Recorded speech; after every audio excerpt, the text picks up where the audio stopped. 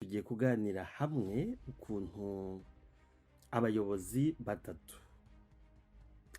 batatu uwa mbere witwa Mobutu Sese Seko Kuku Ngbendu Wazabanga, uwa kabiri witwa Idi Amin Dada, uwa gatatu witwa Juvenal Habyarimana, ukuntu bakoze nangwa bagize politiki yayogoje akarere k'ibiyaga bigari. Ubu ngubu twagereranya nka virusi ya corona ikomeje kwanduza igihugu cy'u Burundi na Repubulika Iharanira Demokarasi ya Kongo. Ni analyse irimo amakuru menshi, turaza kuvuga ku buzima bw'aba bayobozi batatu. Ni karibu rero muri kumwe na Oxygene, abandi umusesenguzi mu byerekeranye na defense sécurité n'ububanyi n'amahanga, abandi n'umushakashatsi mu bya geopolitique. Aba bagabo batatu Mobutu, Amin na Habyara bayogize ubutegetsi bwagize amarigo mu karere k'ibiyaga bigari, havuyemo jenoside, havamo intambara z'urudaca, ibihugu byo mu karere bigira ubukene biturutse kuri virusi y'aba bagabo basize muri aka karere. Ni karibu rero, harimo amakuru menshi ashyushye. Turaza kuvuga ku buzima bwa Mobutu, ukuntu yitwaga ngo yitwa Imana, le créateur,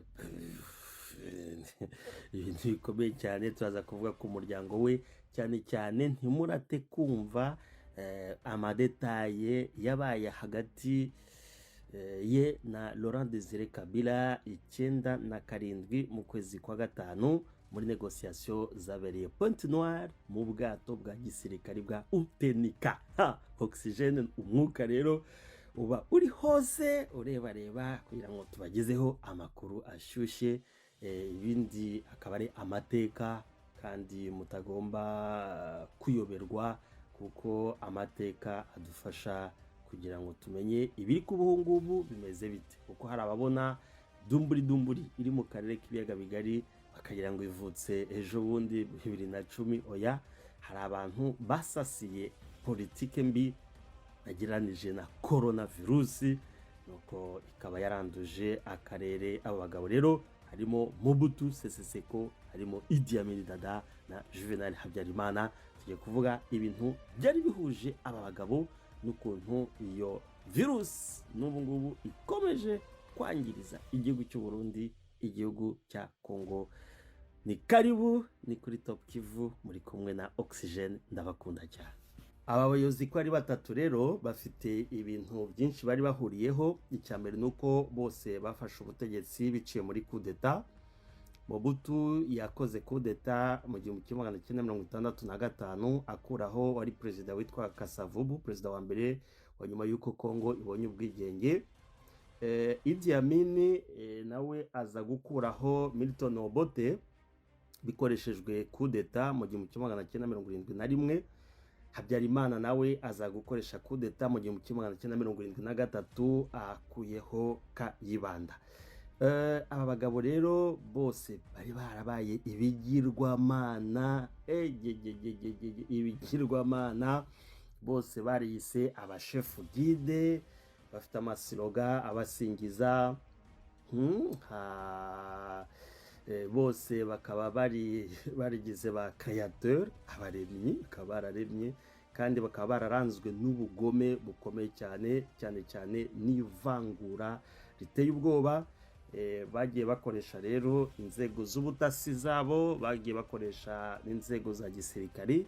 Habura Mobutu ibi byose, kwigira ikigirwamana, kwiharira ubutegetsi, akita créateur, ubugome, kuzana ivangura, yakoresheje ingabo bita DSP, Division Spéciale Présidentielle, akoresha n'icyama cya MPR, Mouvement Populaire de la Révolution. Idi Amin nawe nuko nawe yaje gushinga icyama nawe cyari kirimo ubugome bukomeye cyane bitaga IPC.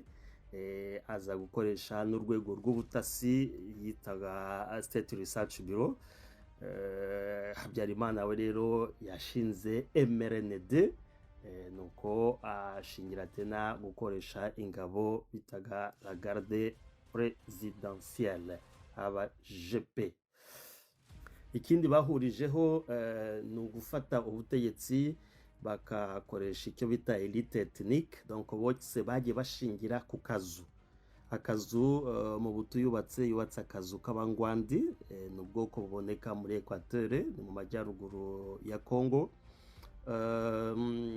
Idi Amin aza nawe kubakira akazu ke ku bwoko bw'abakakwa n'abanubia.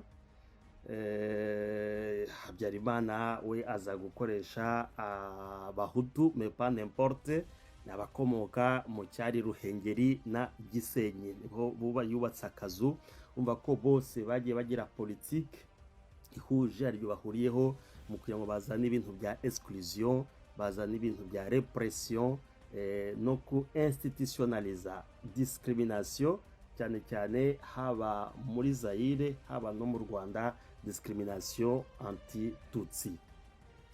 Ibi rero byavuyemo politike yo kurwanya iterambere mu karere k'ibiyaga bigari. Ibyo nari mvuze nyine ko bakoze za manipulation ethnique, twagita nko amayere yo kuyobya, gukoresha amayere yo kuyobya abantu bamwe, kwereka ko abandi ari ba satani, ari abamajini.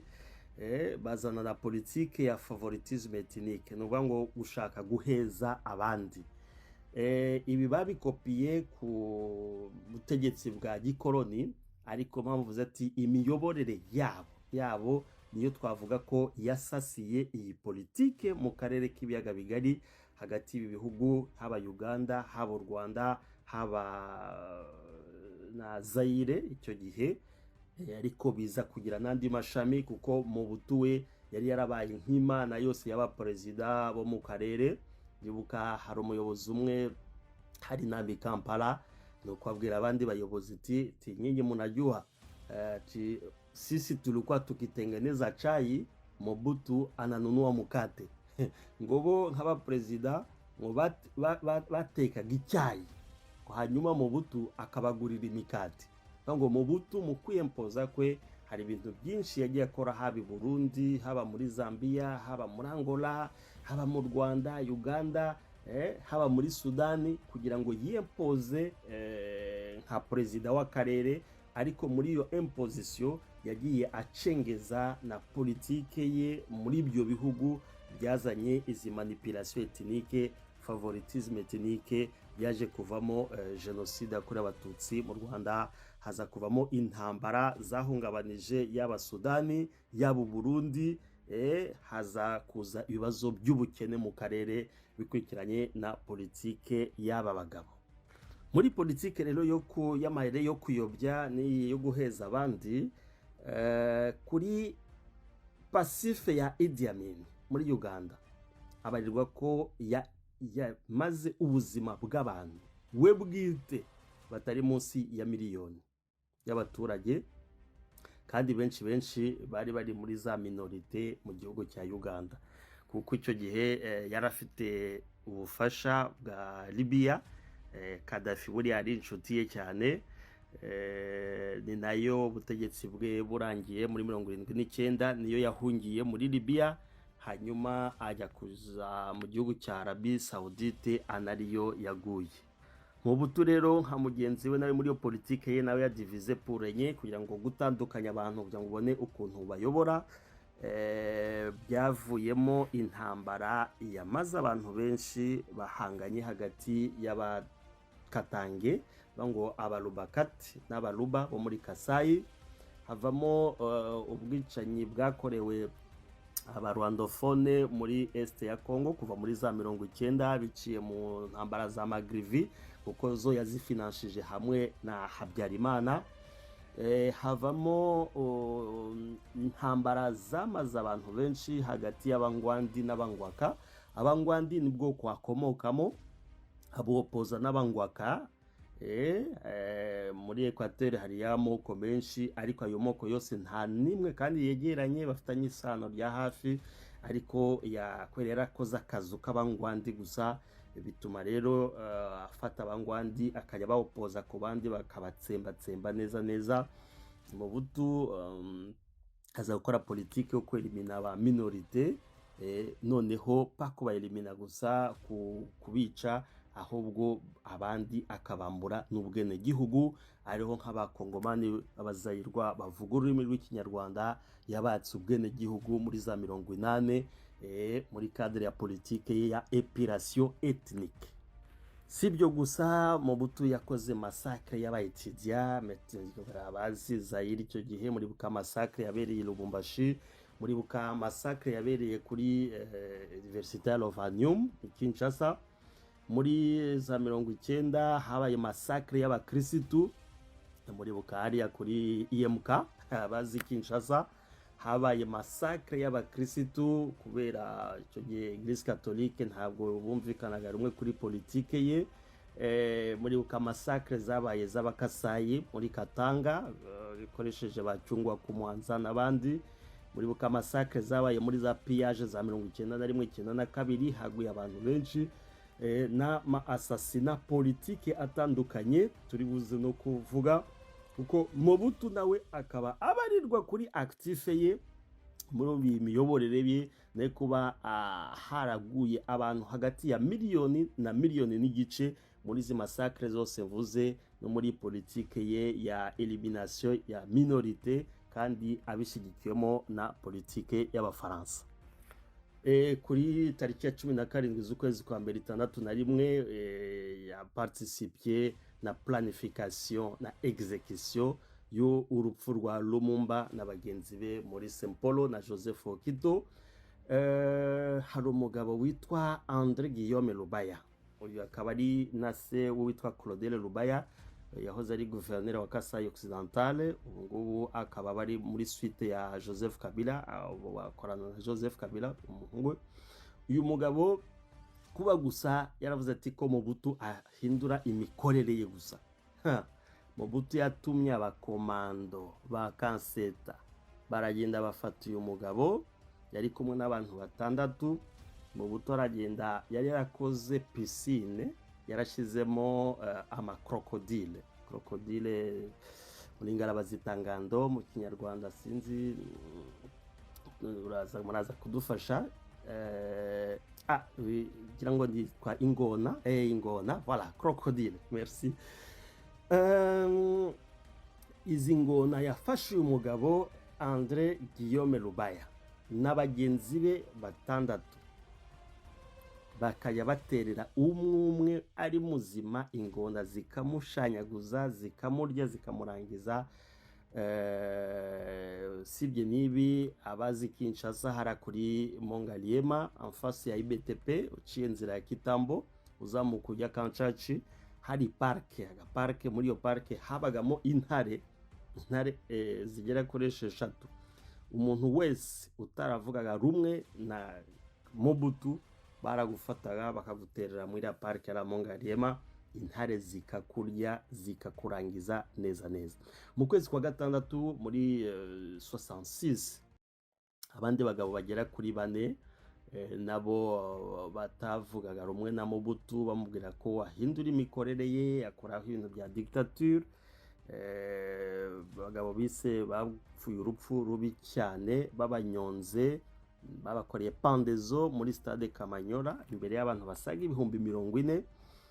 Hari witwa Evariste Kimba yari premier ministre wa kera, hari witwa Emmanuel Bamba yari umusenateri, n'uwitwa Alexandre Mahamba yari ministre wa affaires foncières, n'uwitwa Jérôme Anani we yari ministre wa défense.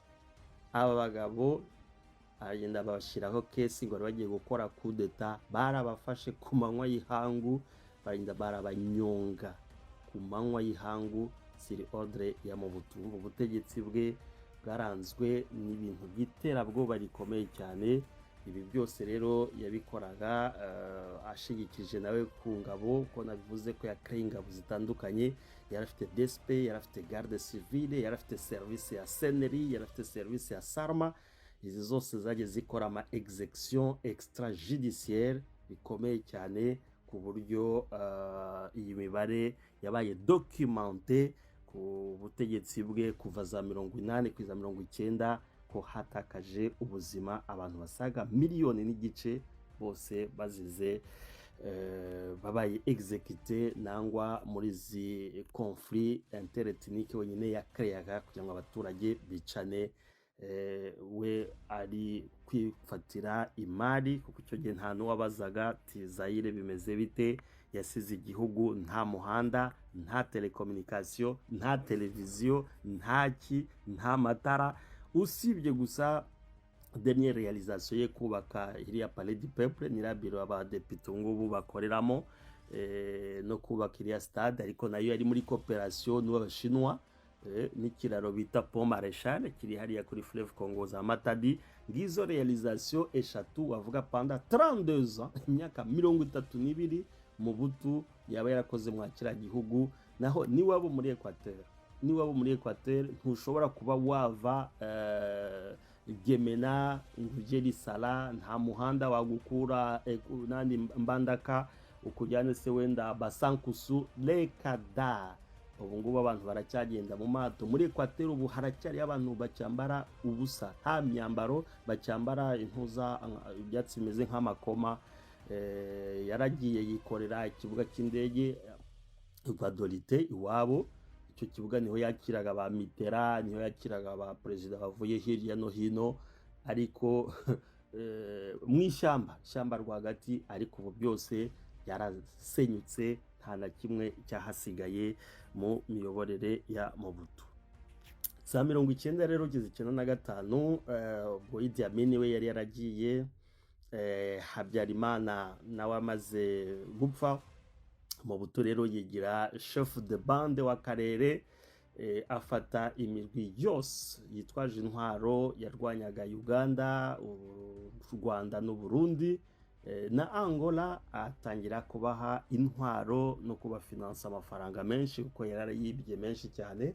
Ibaze panda 32 kuba warubatse gusa inzu imwe, warubatse na stade imwe n'ikiraro, imyaka 32, kandi andi mafaranga yose yari amafaranga ya famille ya Mobutu, uko yabyaye n'abana benshi cyane tubuze kuvuga n'amazina yabo abo turi bwibuke. Nuko aragenda afata ADF nalo, abana barwanyaga leta ya Uganda, barwanya President Museveni, abaha intwaro. Afata XFR n'intera hamwe aziha intwaro, afata FNL zarwanyaga leta y'u Burundi aziha intwaro, afata Savimbi warukuriye UNITA arwanya Angola amuha nawe intwaro. Turi gusobanura ukuntu aba bagabo bagize politike nagereranije na virusi ya corona yo kurwanya iterambere mu karere k'ibiyaga bigari, bakoresheje manipulation ethnique na favoritisme ethnique, kuya gushaka guheza abandi, byavuyemo genocide n'izindi ntambara n'ubukene ubu ngubu akarere kakirimo, biturutse kuri politike y'aba bagabo batatu navuze. Gusa uri umutungo wa Zaire rero ngira ngo yari afite n'ibibazo kuko yari afite abagore benshi kandi bazwi bose officiel. Mudamu wa mbere yitwaga Marie Antoinette, babyaranye abana 9, harimo witwa Niwa yapfuye 94, hari witwa Ngombo, je pense ko yabaye ba mu Bubiligi muri yari cyahari, hari Manda yapfuye 2004, hari witwa Kongo wapfuye 95, hari umukobwa witwa Ngawali, je pense ko bakiba mu Bufaransa, hari undi witwa Yango, umukobwa mudamu nawe aba mu Bubiligi, na Yakpa nawe yaba mu Bubiligi, hari witwa Kongolo Saddam, abazi ntambara Fidele muramuzi Kinshasa, iminsi 48 mbere uko Kinshasa ifatwa, amarorerwa yakoze mu mujyi, yaje gupfa 98, na ntuza na Ndagwa, je pense ko naba aba mu Bubiligi. Antoinette amaze kwitaba Imana yaje gushaka uwitwa Bobby Ladawa, bageranya abana 4, harimo Zanga Mobutu wari no mu gihugu, hari Giala, hari Toku, je pense bari mu Bufaransa nangwa mu Busuwisi, entre les deux, n'uwitwa Ndokula waba muri Maroc abana na nyina. Uza Bobby rero yari afite impanga ye yitwa Kosia nawe mu buto baramufasha mugira umugore nawe, niwe babyaranye ntuza ya Lito, na ntuza na tende je pense ko naba muri Maroc, n'uwitwa Sengoni n'aba Maroc. Aza gufata undi mu mama bitaga mama 41 aba Kinshasa, muramuzi mère 41. Babyaranye umwana witwa Senghor. Uyu Senghor yavukiye mu ndege bagiye mu rugendo muri Senegal, ahita amwita Senghor en hommage ya perezida wa kera wa Senegal. Babyarana undi witwa Dongo harutse kuboneka mu Bufaransa nawe Paris kwari yaba, n'undi witwa Zanga. Hari Nzanga na Zanga. Aza gufata undi mugore witwa Mbangula babyaranye umwana umwe w'umuhungu, je pense ushobora kuba mu Budage, ntibuka izina rye neza. N'undi mudamu wo muri Congo Brazzaville, babyaranye umwana witwa Robert, bakaba ba mu Busuwisi. Rero iyi famille urumva ni abantu basaga 50 na bose bari bakeneye amafaranga, nuko amafaranga Mobutu yose yatwaye mu gihugu kwari ugushakisha ukuntu izi famille zose baba satisfait. Bumva ko Kongolo yiba hariya, Ngawali yiba hariya, Manda yiba hariya, Niwa yiba hariya, Giara yiba hariya, Tende yiba hariya, Sengoni yiba hariya, ba Sengoro biba hariya. Nguko ukuntu igihugu Zaire yayogojwe, noneho bose bari muri bikwiba, we agakoresha politike yo guhanganisha amoko, bakirirwa barwana kugira ngo hatazagira umuntu ubaza imiyoborere, utazabaza umuhanda, hatazagira ubaza amazi, hatazagira ubaza amashuri.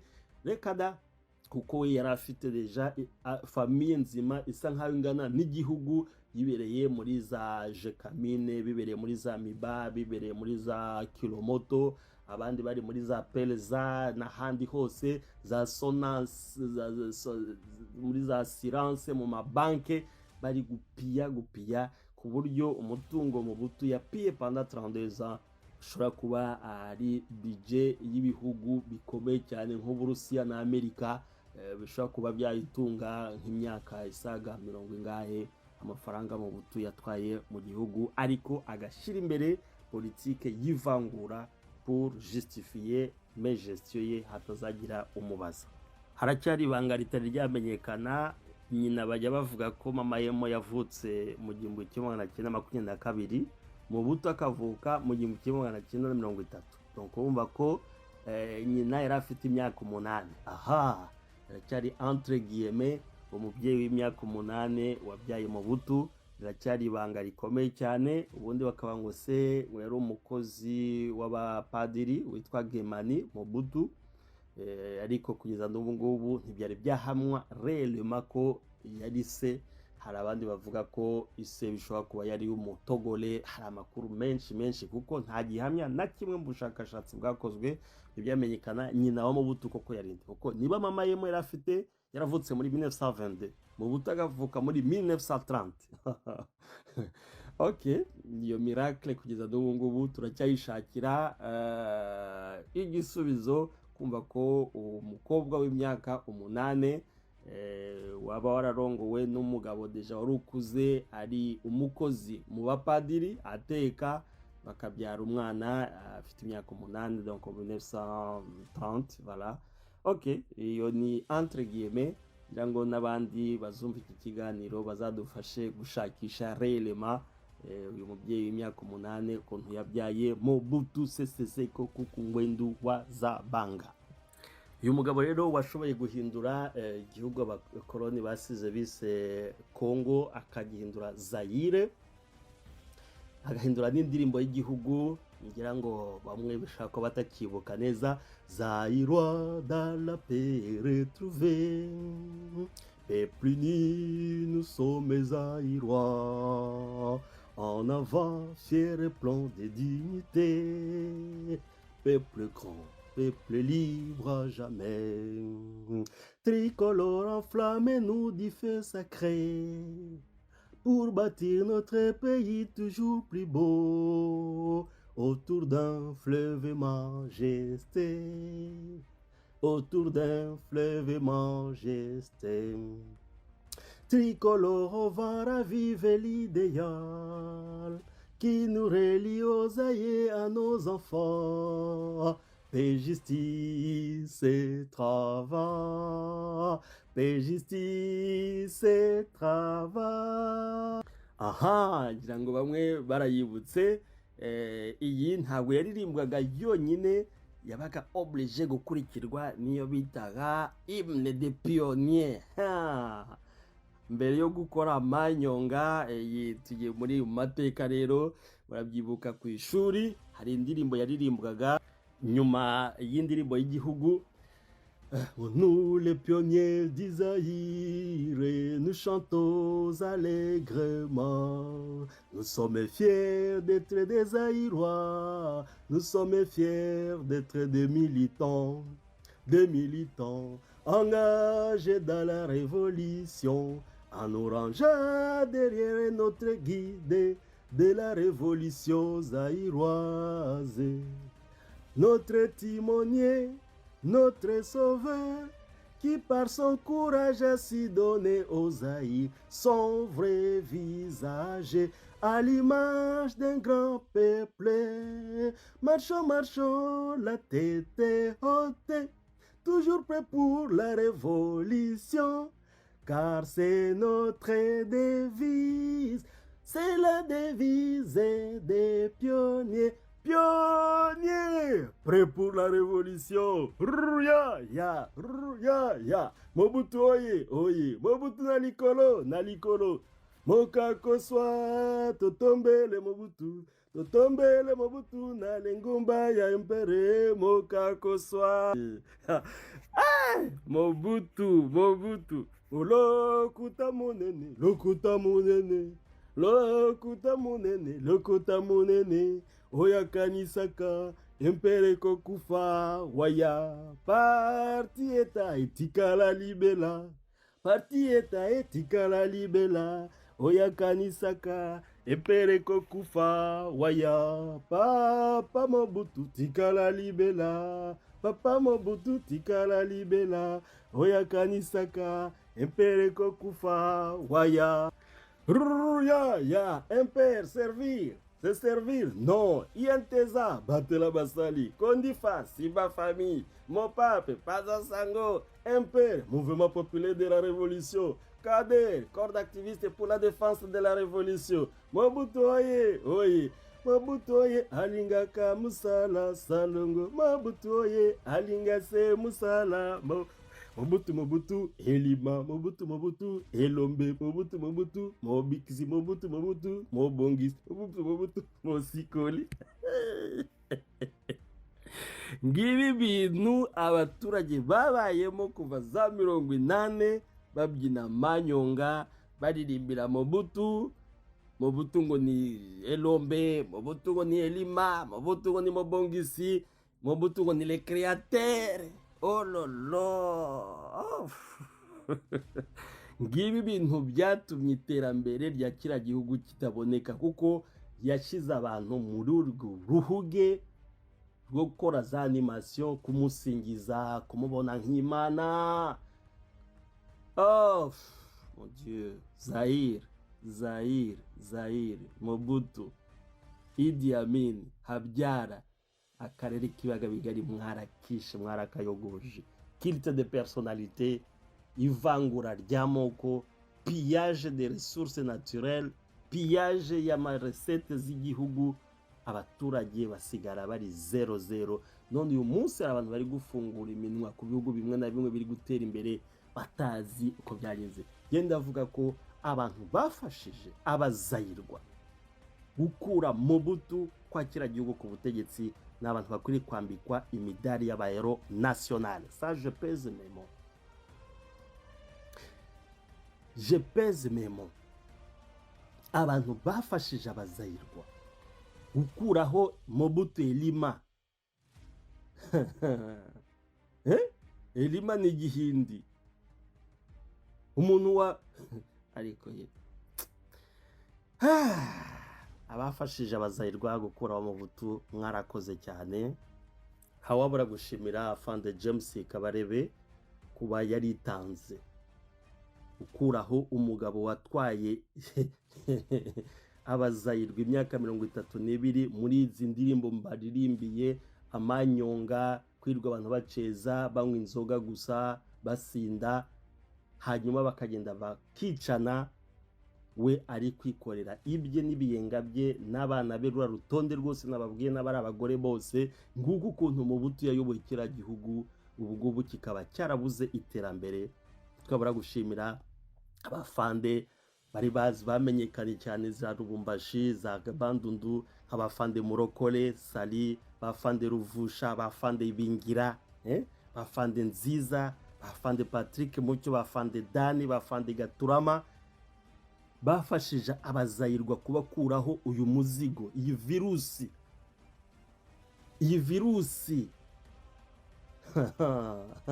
wabivuga nutarabaye muri Zaire, kuva Selema Rucuru kugira ngo ugere Igoma byagusabaga kuba nibura ufite amafaranga make, wabitse nka miliyoni, icyo gihe yari amamiliyoni, nka miliyoni 20 y'amazayire, amwe wayishize mu masogisi, andi wayishize mu myambaro yo hagati, ayandi washize mu ingofero, ugenda uhereza abasirikari ku muhanda. Wagera Karengera Irubare ugatanga amafaranga, aho ngaho hari abakomando.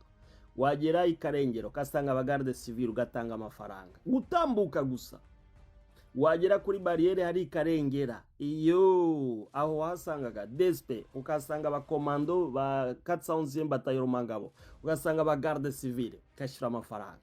Wagera none Rumangabo ho honyine kureba abantu bahazi, uvuye Rucuru ujya Goma, a droite ni parike, a gauche ni wari ikigo cya Rumangabo.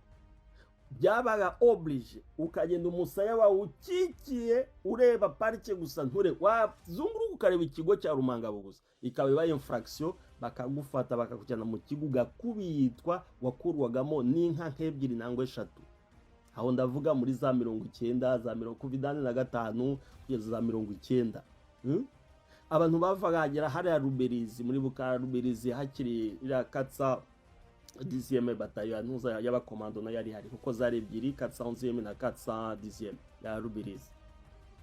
Batu baliteseka Lemera, batu baliteseka kugera za Uvira. Utageze Kisangani rero hara muri Kankapalata, uko ingabo za Mobutu zagenzaga abantu za 90, za 86, 87. No. Aba bafande vuze mwarakoze, abazayirwa generation flambeau, generation y'abazayirwa, tubatereye rusaku kuba mwaradukuyeho ubutegetsi bwa Mobutu. Ibyaje nyuma byaraje, ariko kuba Mobutu yahavuye, ndibaza ko iyo yongera kumara indi myaka 5 gusa yonyine, surtout nk'abakongomani bavuga ururimi rw'ikinyarwanda, nta dumwe ari kuzaba hari, kuko ni Mobutu wafinanshije Abangirima, ni Mobutu wafinanshije Magrivi, ni Mobutu wafinanshije alama operation, c'est operation Mbata, operation Kimia, saba iza Gicanga, za Mweso, zabibwe, amasakre zakozwe muri icyo gihe n'abapara bakanseta, viole zahabaye, abana batwaye b'abakobwa zabibwe, za ntuza za Gicanga hariya za nani monastere, bamwe baguye Kinshasa, kuko bagezeyo bagwe Kinshasa barabatwaye batazi famiye zabo ziri, abandi babicirayo.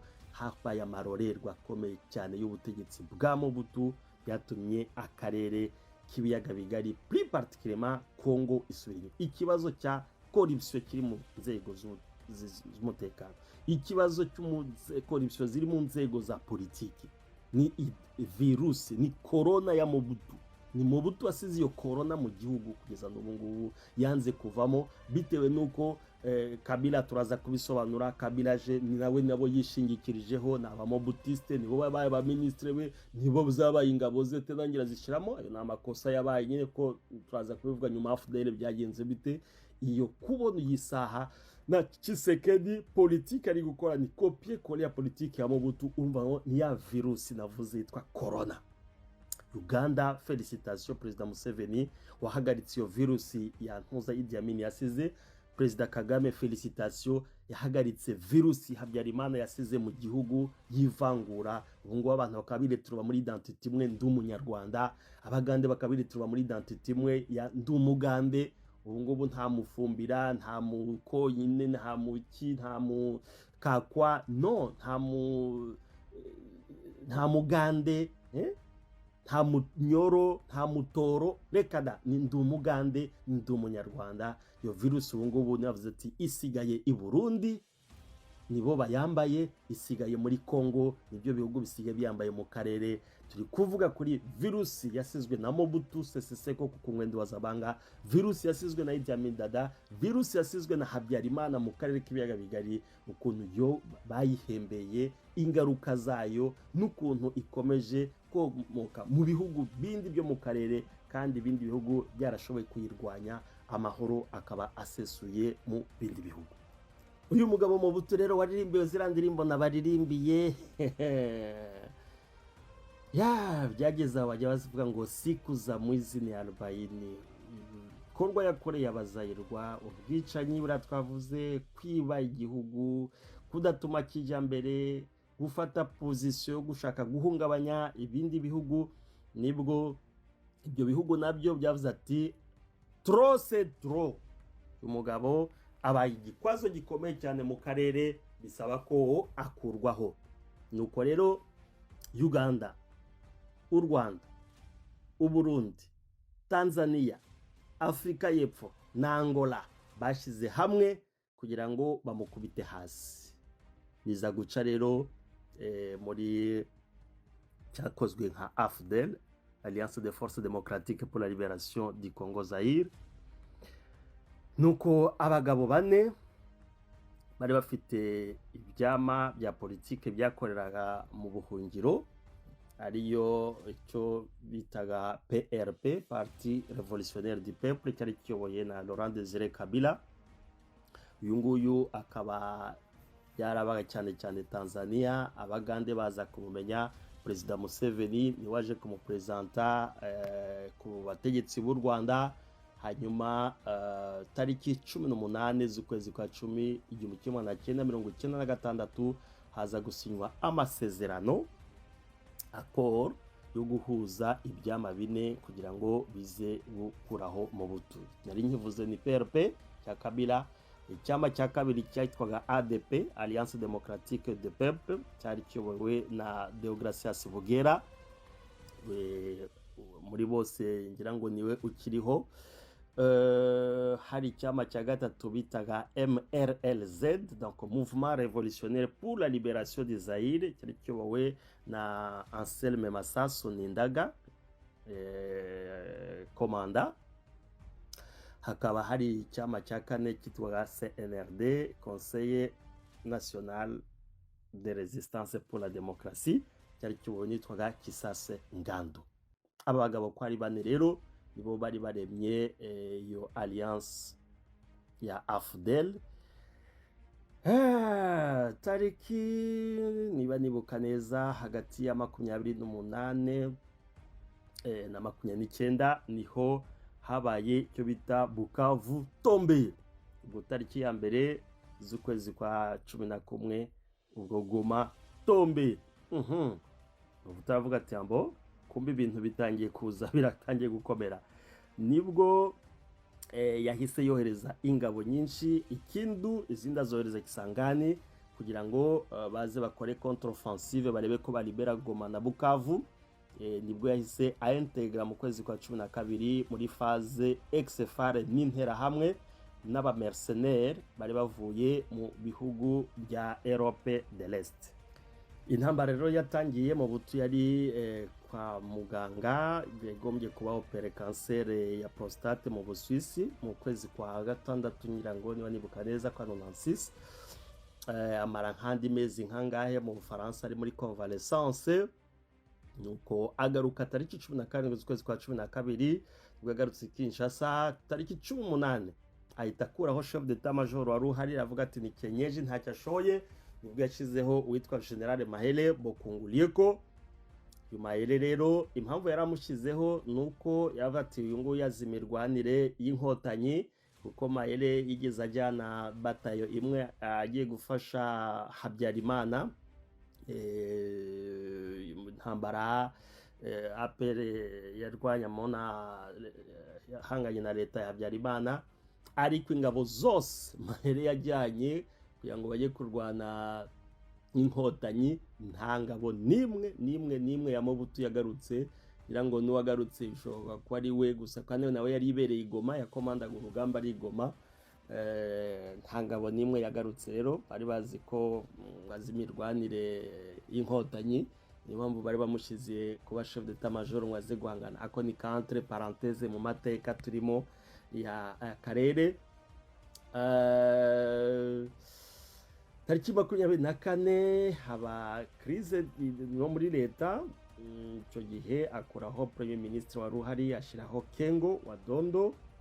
Alors mu tariki 20 z'ukwezi kwa mbere Mobutu asubira tena kwa muganga kuko yaraguwe nabi, isubira mu Bufaransa.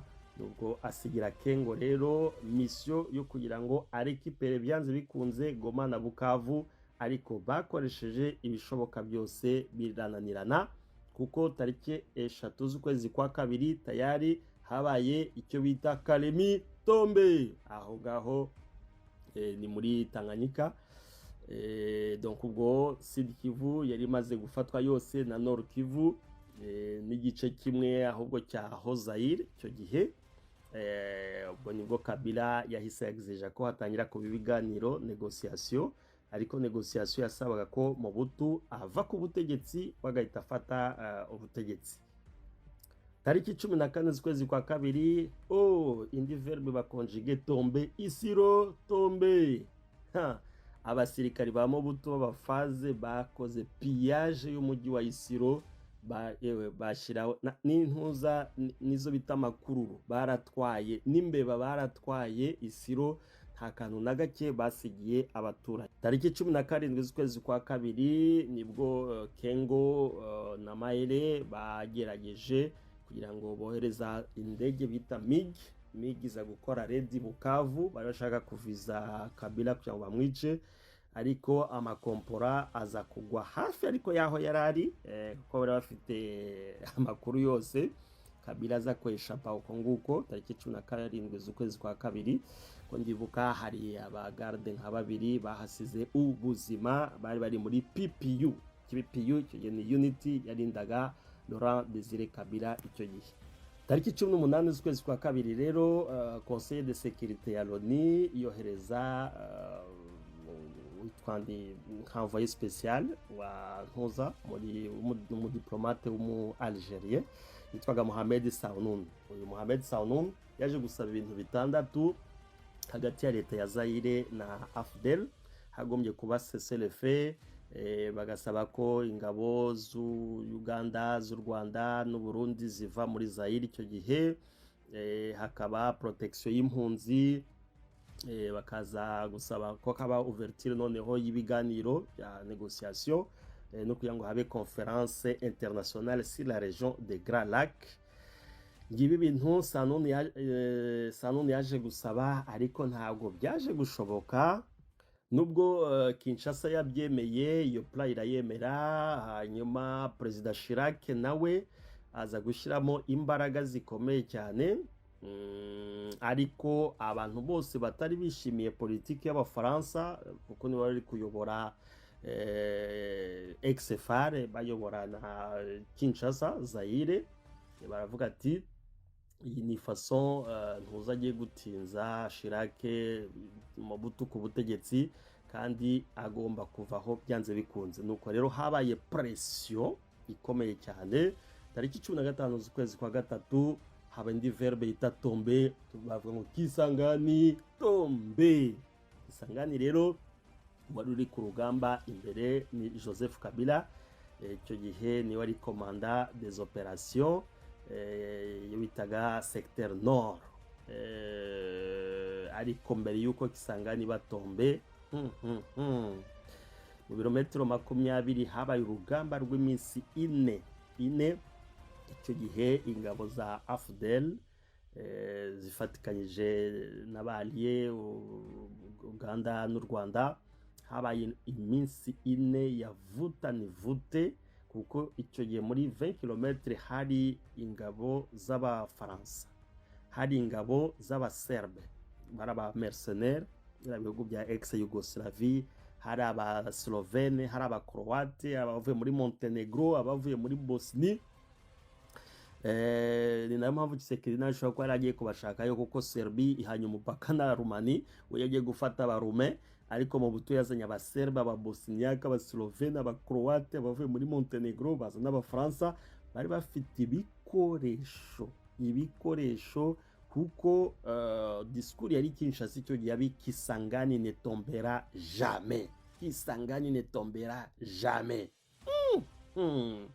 Imihanda yose yinjiraga Kisangani yari irimo za mine, harimo aba exefari, harimo interahamwe, harimo iki, ariko Kisangani imaze gufatwa hiripotinze abasirikare basaga 3500 baba exefari, bavuze ati twaberane turabona igisirikare kirwana nk'iki ngiki, bashira intwaro zabo hasi, ubwo Kisangani iba tombe. Ariko abashoboye kugenda basize bamaze gusenya kije yabo, basenya intuza Amura, naho bari bibitse ibikoresho bimwe bya gisirikari muri aba bantu, ariko ari n'aba muri aba ba mercenaires nabo bahaguye benshi cyane.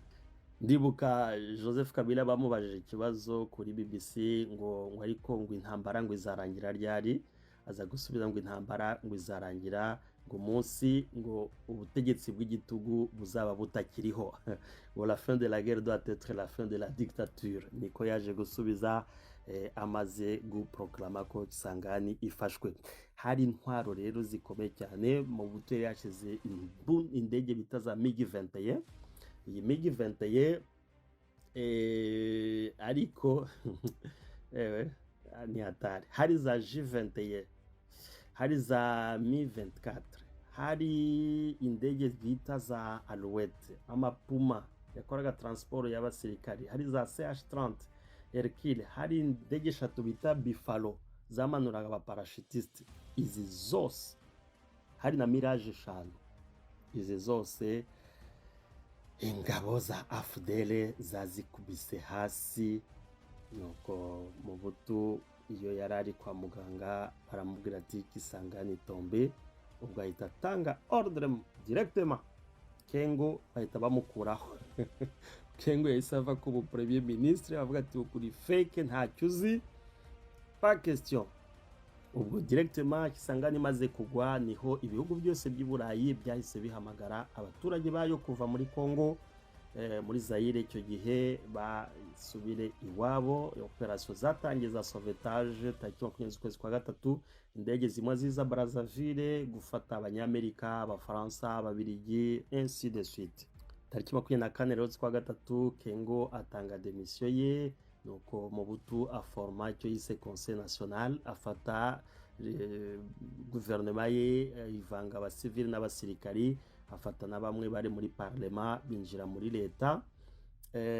Kuri pression y'abanyamerika, kuri tariki 26 habaye icyo bise sommet extraordinaire, habaye Lomé muri Togo, aho bwa mbere leta ya Zaire yahuye n'abayobozi ba AFDL, bwari ubwo bwa mbere. Bakora icyo bise déclaration de principe d'un cessez-le-feu na négociation, iyo bita imbanziriza mushinga yakoro yagombye kuba sinye, ariko iyo akoro ntabwo yaje kujya mu bikorwa. Tariki ya 2 z'ukwezi kwa 4 nibwo Mobutu yanomye rero Etienne Tshisekedi wa Mulumba haba premier ministre, ari we se wa Felix Tshisekedi. Icyo gihe we yari muri opposition radicale, aravuga ati ok, ubwo dukoze gouvernement d'union nationale, kazanemo n'abaopoza bamufashe kureba ko yahangana n'intambara. Tshisekedi agerageza guhamagara AFDL kugira ngo ije muri leta iyo union nationale. AFDL ihita ifata Tshisekedi nk'umwanzi, kuko akiri muri opposition arwanya Mobutu, yari en contact n'abantu ba AFDL. Ariko amaze gufata iyi position kugira ngo ababwire baze muri leta na Mobutu baranga, AFDL ihita ifata Tshisekedi nk'umwanzi. Alors Tshisekedi amaze kujyaho rero, AFDL pi Fanderuvusha haba asesekaye Kasayi, le 4 Kasayi ibiraguye. Kasai zombi zahise zikurikirana directement, yaba Kananga yaba na Mbujimayi. No mu kwezi kwa kane, mu kwezi kwa kane tariki 5 hatangira kuba ibiganiro bise négociation interzairoise, byabaye sabwe na ntuza na Union Africaine icyo gihe, kugira ngo harebe ko hari ntuza amasezerano yavamo akora, nabyo birananirana. Tariki 8 Mobutu ahita atangaza icyo yise état d'urgence, kugira ngo igihugu cyose kibe muri état d'urgence. Haba za manifestation z'abantu ba UDPS, Tshisekedi kandi ariwe premier ministre. Bamaze gukora manifestation kwanga ko haba état d'urgence, Mobutu ahita kubita Tshisekedi hasi amukura ku premier ministre. Ubwo yaje gushyiraho General Likulia Bolongo, umusirikari, niwe yashyizeho nka premier ministre. Nuko muri guverinoma ye ashyiramo abagenerale babiri, umwe amushyira kuri defense undi kuri interieur. Noneho abantu bose bari muri ligne ya Tshisekedi baba bakubise hasi bakuraho, ariko bukeye bwaho haba indi verbe ya tombe, iba Lubumbashi tombe. Lubumbashi maze kuba tombe rero nibwo Tshisekedi yahise akora imyigaragambyo ikomeye cyane, bari gusaba ko Mobutu yava ku butegetsi. Muri ibyo rero Lubumbashi maze kuba tombe, abanyamerika, sosiyete yitwa ndibuka America Mineral Fields yahise iza gusinya amasezerano n'abarebele, yasinye na AFDL amasezerano yo exploiter amabuye y'agaciro, cuivre, cobalt na zinc. C'était le 16 avril. Umwuka manza warabirebaga. Tariki 17 bahita bayimpoza abanyamerika Mandela kugira ngo ahamagaze Mobutu, Kabila baze babonane amaso ku yandi, bareka ibintu byo gutuma abadelege bagiye Lome, bagiye hehe, bohereje akadelegation kadafata ibyemezo. Abanyamerika badesida ko Mobutu na Kabila babonana. Mobutu rero aravuga ati nta gihugu yajyamo, bisaba ko bahurira muri zone iri neutre.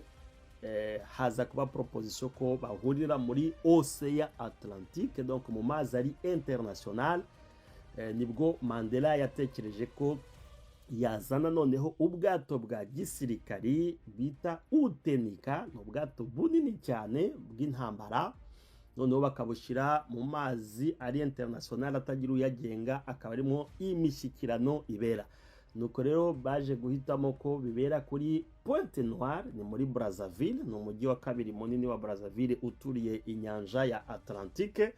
Naho ngaho ibihugu byemeranije ko Union Africaine ko ariho ibyo biganiro bizabera. Niki cyabaye muri Utenika? Niki cyabaye? Byagenze bite? Muri kumwe na oxygene, umwuka.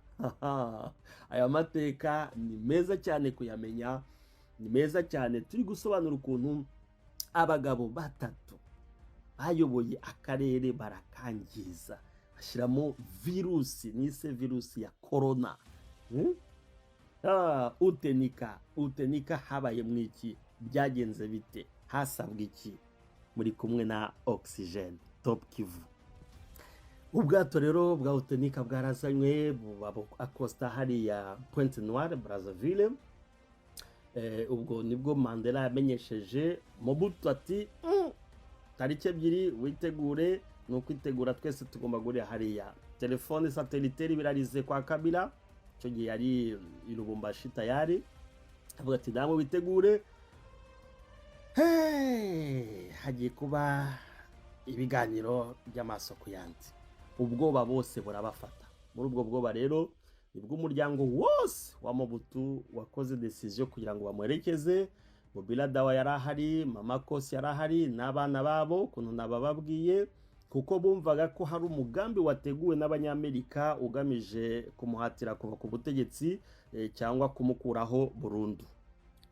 Hari kandi entre parenthèse, umunsi wo kugenda rero hari abari bashinzwe umutekano wa Mobutu n'abandi bari bashinzwe ibya protokole iyo bahise bacaho barabuze barahunga kuko babonaga ko mu butu uko agiye atazagaruka abanyamerika bari mufatireyo bagahita bamutwara amatekwa nangwa bakamwica abatipe baciyeho hari umwe we ntarivuge n'izina rye ariko n'ubu baracyahari temanyashe yumvise ukuntu ngo amazi bumvaga ari kubava mu ntoke kumva ko bagiye kubonana na Kabila n'abanyamerika ntabwo byari byoroshye. Muri ubwo bwoba rero mu buto yari afite nibwo yasabye Mandela avuga ati ngewe kugira ngo nemere ko nza muri ibyo biganiro ndasaba ko perezida wa Togo Gnassingbé Eyadema na perezida wa Congo Brazzaville Pascal Lissouba baba bahari, ariko Mandela yaranze aranga aravuga ati no, ntabwo bishoboka kuko Kabila amenye ko hari abandi bantu bari bube bahari ashobora kwanga kandi nataza abanyamerika ndababwira ngo iki Union Africaine ndayibwira ngo iki yampaye iyi mission. Nuko rero mu butu kugira ngo impungenge ze zirangire bamwemerera ko kameme muri security ye kuko abe bari bahunze tayari baciyeho banze gutwarwa amatekwa, bamwemerera ko mu barinzi ba perezida Lissouba bamwemerera ko bafatamo bamwe babashira muri security ya ntuza ya Mobutu.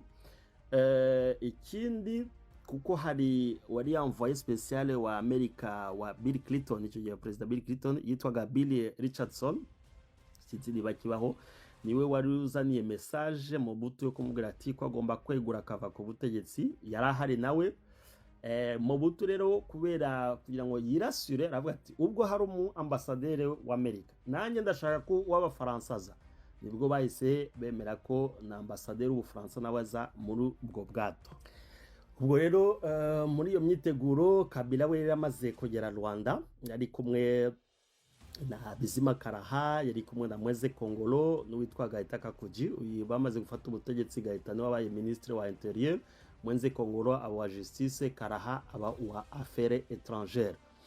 Alors bohereje Thabo Mbeki, icyo gihe wari vice president wa Mandela, aje kumufata, ariko agezeyo wow, Kabila aranga aravuga ati pas question, ntabwo ndi buze, ngewe mugende mubwire Mobutu ko ava ku butegetsi, atari ibyo ntabwo ndi buze. Nuko bibaye nko ma premidi yekona helicopter iraje maze Mobutu ni bombi rero yaba Kosia yaba na Bobby Ladawa bayibonye baratitira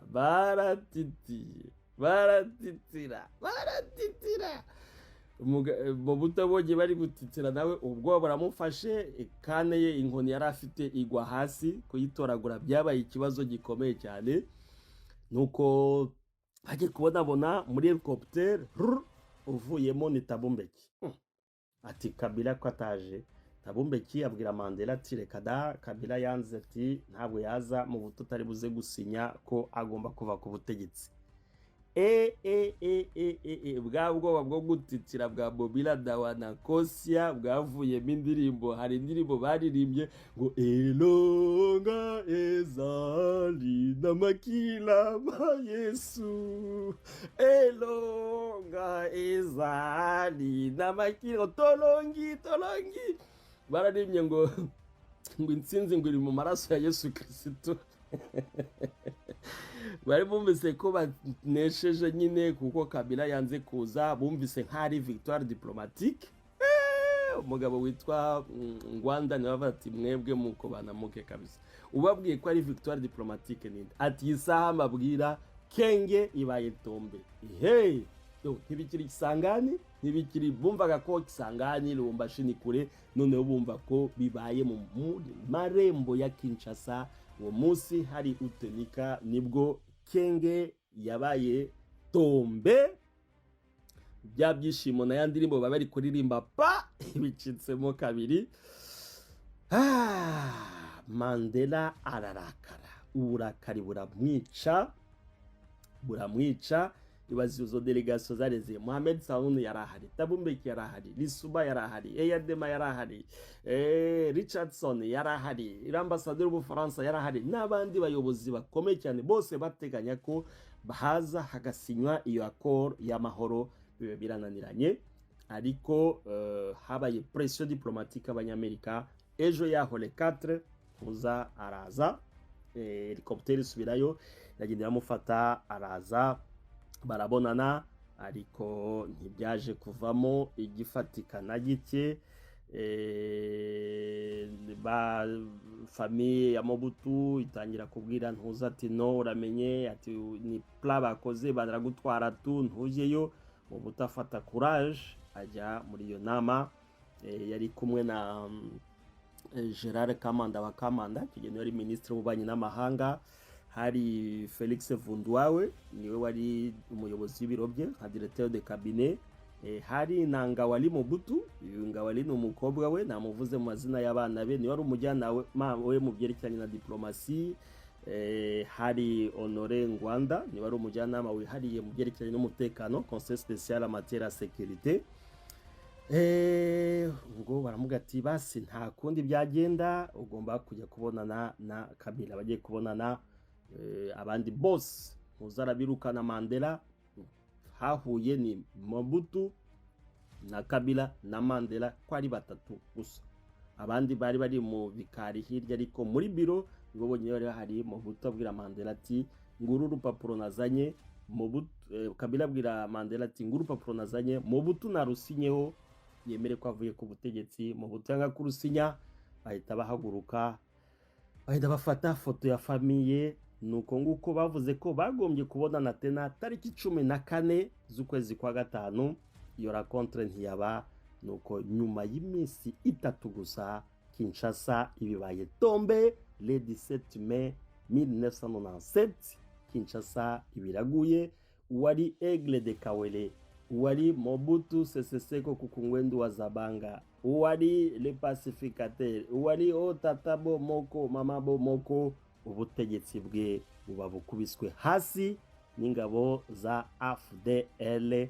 Nuko uwari Le Marechal, ubutegetsi bw'imyaka 32 buba buguye hasi. Waririmbiwe Mobutu oye, Mobutu na likolo waririmbiwe Momoka Koswa, utotombele Mobutu, utumwifurize kuzabaho iteka ryose. Iteka ryose ntago ryabayeho. 17 Mai abavuye ku butegetsi ahungira Guadolite. Yavuye Guadolite agezeyo ahamagara mu Bufaransa, ahamagara Alain Juppé, ahamagara Dominique de Villepin, ahamagara Chirac. Baramuga ati wowe ntabwo tugishoboye kugira icyo twakumarira. Nuko yahise ahungira Maroc mu kwezi kwa 9 tariki ya 7 z'ukwezi kwa 9. Abavuye mu mwuka, yashyinguwe n'abantu 6. N'ubu ngubu umurambo we ukaba kibarizwa muri Maroc. Nguko uko iherezo rya Mobutu ryabaye. Iherezo rya Idi Amin twaryumvise n'iherezo rya Habyarimana. Muri politike yabo bashizeho yivangura, ipolitike yo kudakunda iterambere, politike yo kuteranya amahanga. Ngiyo yabavuriyemo iherezo ribi rikomeye. Ariko kuko navuze ntangira, iyo virusi iracyari kubungabunga i Bujumbura. Tuzabivugaho i Bujumbura byifashe bite. Leta yandayishimiye ibyifashe mu bite. Hari genocide iri kunugwanugwa i Burundi. Ibyo mbivuze nka oxygene, amakuru turayafite. Hari genocide iri kubungabungwa i Burundi. Turahamagarira amahanga gushyira kamera zayo i Burundi kugira ngo aya mahano yabaye mu karere atazongera kuba. Genocide yari iri gukorwa muri Kongo na Tshisekedi. Bravo ku ngabo za AFC M23 kenda zihagarika. Ubu nta bantu bakiri kuba elimine yabigoma yabibukavu, ariko bashyiremo agatege gakomeye cyane kugira ngo ubutegetsi buhinduke. Iyi virusi ya corona yabaye muri aba bayobozi bibi bihugu ikiri kubungabunga ikurwe mu karere. Aka karere gafite umutungo uhagije wo kugira ngo habe development ihagije. Ibi bihugu bigira ibibuga by'indege bikomeye, bigire banke zikomeye, bigire ama infrastructure akomeye byatuma byimpoza muri geopolitique mondiale.